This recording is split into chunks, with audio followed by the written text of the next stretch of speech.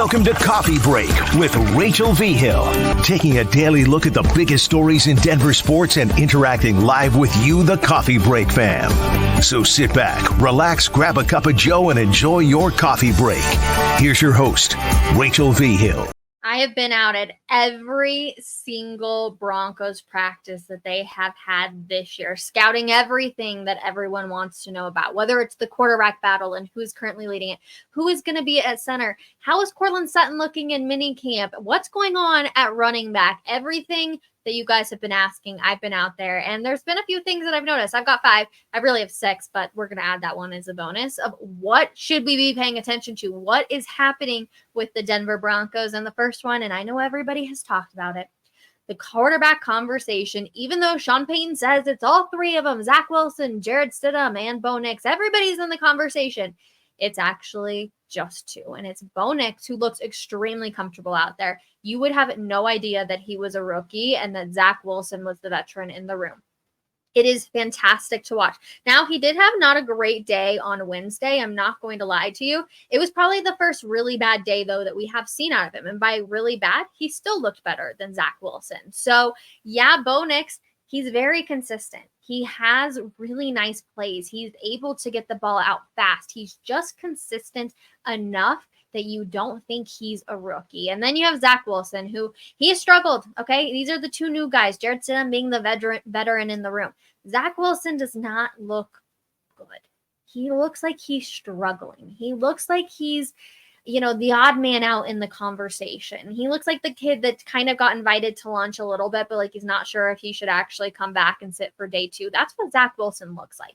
He's overthrowing guys left and right. He looks like he can't handle the pressure that's coming, and he throws the ball away so quickly.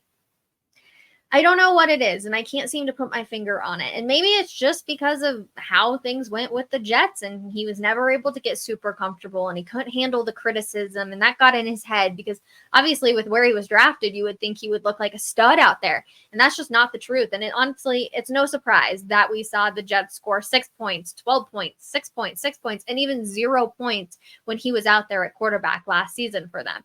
It's truthfully not surprising at all. If you were to be out there at practice, you would say the exact same thing. The difference it is between seeing Bo Nix and Jarrett Stidham and then seeing Zach Wilson come into the conversation is drastically different. Now, we had Cecil Lammey on the show yesterday, and he was talking about how, a lot of the national media outlets are saying Zach Wilson is still in the conversation. Zach Wilson could be the starter week 1. Now, hear me out when it comes to that. Cecil pointed, that's a lot of agent talk. That's a lot of agents coming out and saying, oh, no, he's still in the conversation. Don't let him trick you out of that. I'm telling you right now from my very own eyes, Zach Wilson looks like he's struggling immensely. And if he's not able to pick up everything that Sean Payton is handing down, then it's going to be really, really tough. And I'm frustrated that Sean Payton wants to extend this into training camp. Like, we don't know when. He joked about when we're going to find out about the next quarterback. And he says, well, hopefully a week before week 1. That cannot be the case. You have to allow the wide receivers, the running backs, the center, your entire offensive line, everybody out there to be able to build chemistry with your 2 guys. If you have to go into training camp with a 2 quarterback battle, 50-50, Jared versus Bo, I'm here for that. But 3 quarterbacks, it just seems like a bit of a mess. Like, you're not trying to hurt anybody's feelings when it seems like everybody out there kind of agrees that while it's not crazy difference in the expertise that we're seeing, it's definitely noticeable, and Zach Wilson definitely does seem to be struggling. Now, Jarrett Stidham, obviously the veteran of the group, he's looked a lot better. I'm not going to lie to you. He looks like he's the guy that knows Sean Payton's offense, and he's been really fun to watch. I've enjoyed being able to kind of see him do some of the drills and walk through and talk with Bo and joke around with the guys.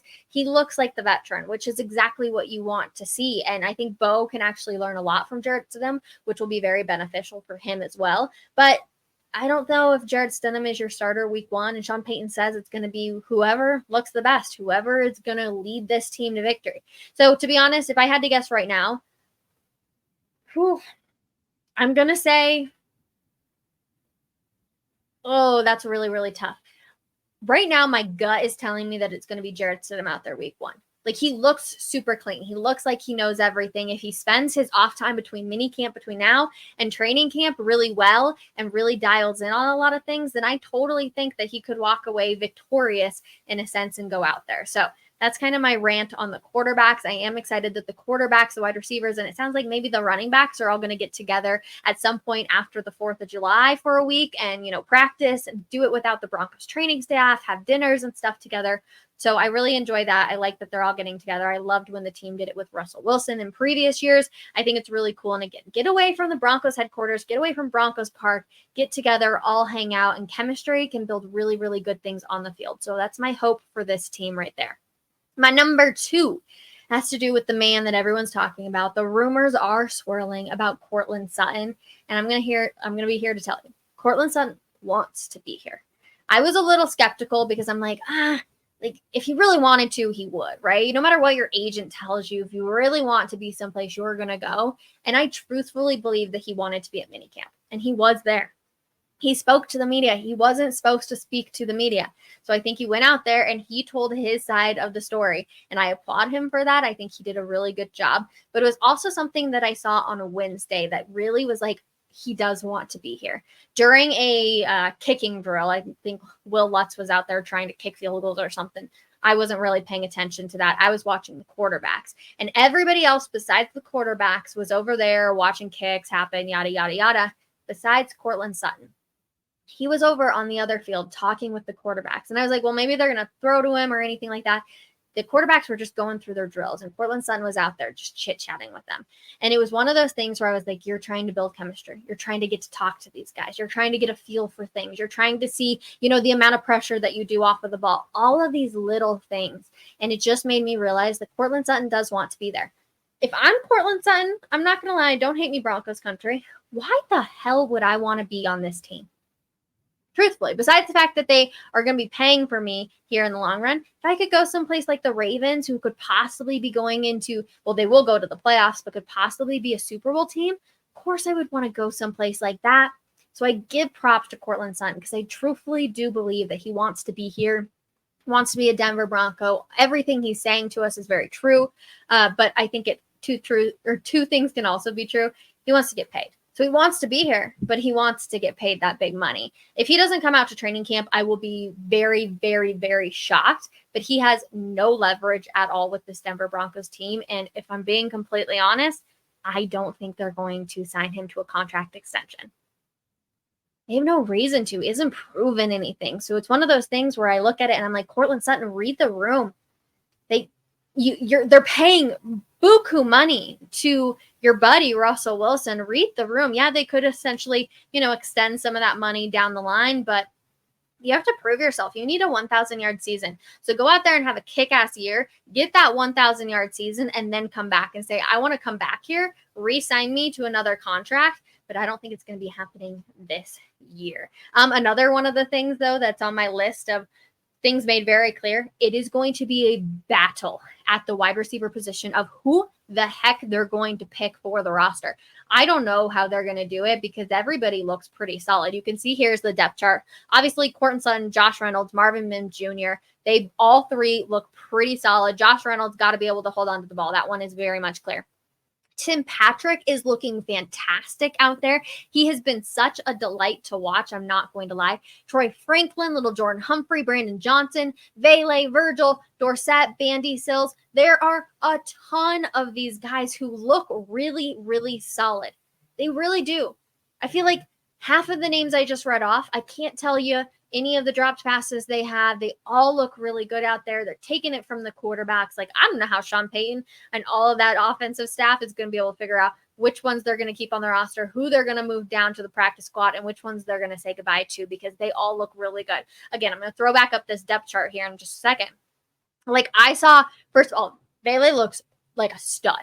He is fast. He is intense. He's great. But I saw Jalen Virgil, and I even saw David Sills literally catch incredible catches on Wednesday. I was like, dang, look at these guys. And they're not the big names that everybody's talking about. Even little Jordan Humphrey, I feel like has kind of become a household name in Broncos country. Brandon Johnson's also become one of those household names. You guys, I have no clue how they're going to have to figure out who's going to fit on this roster because it's so hard and there's not enough room for it. So whoever ends up leaving, I have no doubt in my mind that they're going to find another spot on a team because that's how good the Broncos wide receiver room And again, I'm not saying these is like, this is the next Justin Jefferson or anything like that. Like, I understand where our ceiling is, and our ceiling is Courtland Sutton right now, but there's a lot of good players underneath them that I'm really excited to see how it plays out and how they kind of decide who's going to get cut, who's going to get narrowed down, etc. Okay, my number 4 thing that has been made clear out at Broncos, and I was hoping that it was just going to be one of those things for one day, that was just like an off day. We all have them. We go to work. Things aren't exactly working out. Number 4 comes in at Javonte Williams looks so complacent. Complacent is not a good place to be. He does not look like himself. His media availability. I went on a rant here on this show actually a few weeks back. I think it was OTAs when we got him. And I was sitting there and I was like, I'm shocked by this, because I've known Javonte Williams to be very thoughtful and to give good answers, and to see him give very short answers and just say, this is my job. This is my job. This is my job. Doesn't show me that you enjoy your job. And he looks, I don't know if he's scared about his injury and having to go back to that. Something doesn't feel entirely right. Like, I don't know what it is, but he just seems so complacent, and it's not a good place to be for him. Samaje Perine, first of all, he looks like he beefed up just a smidge. I'd be curious to see the weight on him. Like, he looks really good. And what this Denver Broncos offense needs, essentially, if they are going to be going into a lightning and thunder type of situation, running back by committee, which we've seen in previous years. And Cecil Lammey gave me a great stat actually yesterday, saying that Sean Payton has always ran with 2 running backs. So that would be probably the case this year. Samaje Perine looks like your thunder, and Jaleel McLaughlin looks like your lightning. So where's room for Javonte Williams? I don't know. I think he will still be on the roster. Cecil Lammey, I know he's not entirely sure. I think Javonte will be on the roster and still be running back number 1. But Samaje Perine looks really good. He looks really steady, just very consistent, I guess is a good word to put it. Like, there's nothing special about it, but he also hasn't had any of those moments where you're like, oh, this is really bad. And then Jaleel McLaughlin, of course, his role is just going to escalate as he continues. He's lightning. He's super fast. He's super fun to watch, and he looks like he's having fun out there, which I definitely appreciate. My number 5 things that were made clear out at Broncos OTAs and minicamp is actually not about any of the players, any of the coaches. It's about ownership. I have been so impressed, especially on the days where it was 85, 90, 95 degrees out there. Greg Penner, who could be easily sitting up in his box with the air conditioning watching practice, has been down on the field. He's been down talking to people left and right the entire practice. It's not like he came out here for just a little bit, just to kind of chit chat and show his face. He's been down there talking to everybody. He's talked to the media. He has talked to the players, the coaches, etc.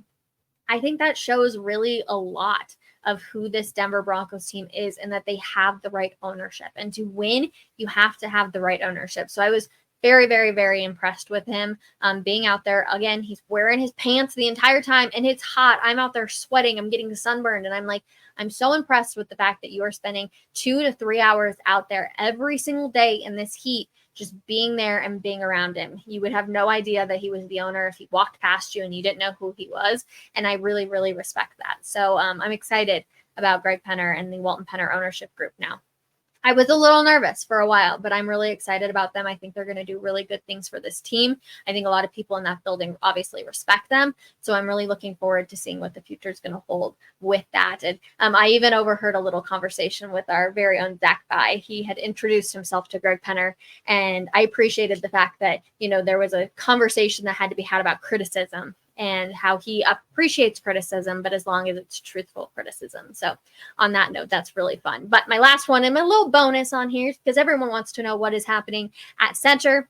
I can tell you the name of who it's going to be. Luke Wattenberg is going to be your center week 1. He was the center both days out there at minicamp this week. So he will be your center. Obviously, he's solid. He hasn't had a lot of playing time. He started 1 game, played in 7 games last year. So I think he'll do really well. I love that they're having that chemistry with the offensive line already starting now. I wish we could see that with the quarterbacks, but hey, I won't be too picky there. But I do think that he will be at Alex Forsythe, not out there with the ones at any point this week. So I think Luke Wattenberg has come in. He's shown his dominance, and that's who it's going to be week 1. So 5, really 6 things that I saw this week out at Broncos minicamp. training camp and the past 3 weeks out at Broncos OTA. So plenty of good stuff. As always, I appreciate you guys every single day for spending a little bit of time with me.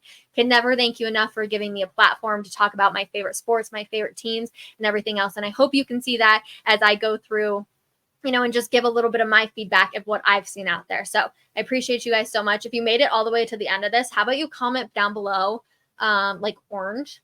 Just comment orange, obviously, for the Denver Broncos. And then I will see you guys next week. I hope you have a wonderful weekend. Bye, everyone.